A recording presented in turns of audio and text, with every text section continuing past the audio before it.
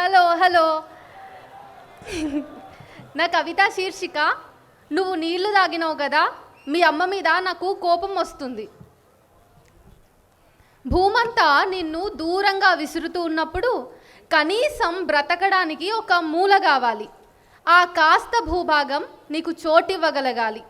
భూమి నీది కాదు, ఆ మాటకొస్తే ఏది నీది కాదు, కానీ ఊపిరి సాగాలి. నువ్వు నీ కథ ముగిసే వరకు ఒక మూలన పడి ఉండాలి. కానీ ఇలాంటి అనేక పురుగుల పౌరుషాలకు నువ్వెక్కడని దాక్కుంటావు? ఇప్పుడు నిన్ను భూమి చేరదీయాలనుకున్న మనిషి మీదకొస్తున్నాడు కదా, జాగ్రత్త. మట్టి కుండలో నీళ్లు తాగినందుకు మట్టిలోకి వెళ్ళి నిద్రించాల్సి వచ్చిన పరిస్థితి.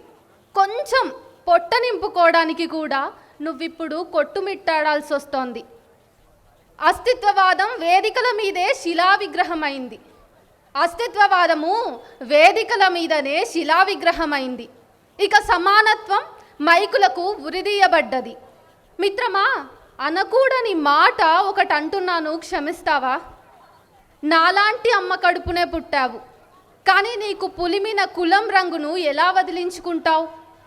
కేవలం ఓటుకు పనికొచ్చి గణాంకాలకు పరిమితమై తరువాత ఏ మామిడి పళ్ళు దొంగిలించినందుకో, నీ దాహానికి గుక్కెడు నీళ్లు తాగినందుకో భూతల్లి కడుపులో కలిసిపోవడానికే పరిమితమవుతున్నావు.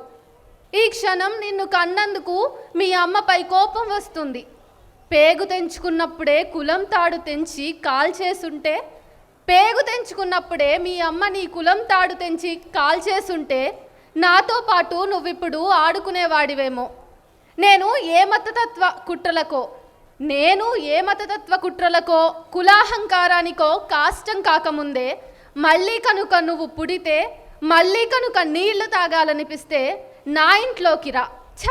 నా ఇల్లు నీ ఇల్లేంటి? మళ్ళీ నువ్వు బ్రతికొస్తే ఎదురు చూస్తాను.